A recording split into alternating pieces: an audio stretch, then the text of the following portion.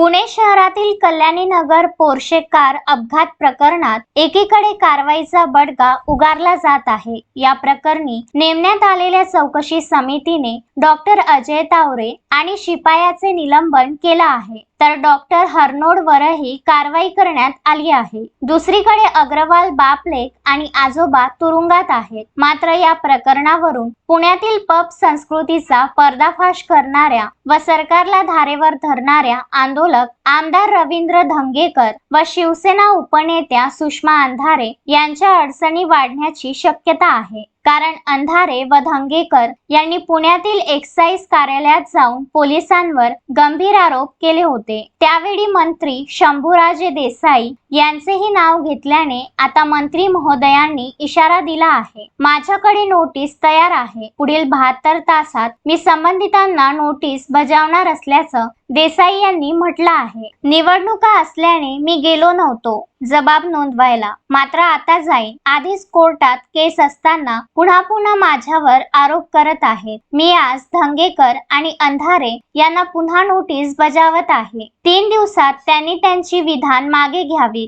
जर त्यांनी विधान मागे घेतली नाहीत तर मी पुढे कायदेशीर कारवाईसाठी हालचाल करीन, अशा शब्दात मंत्री शंभूराजे देसाई यांनी पुणे प्रकरणात आमदार रवींद्र धंगेकर व सुषमा अंधारे यांना थेट इशाराच दिला आहे। Vidarbha news bureau, Pune.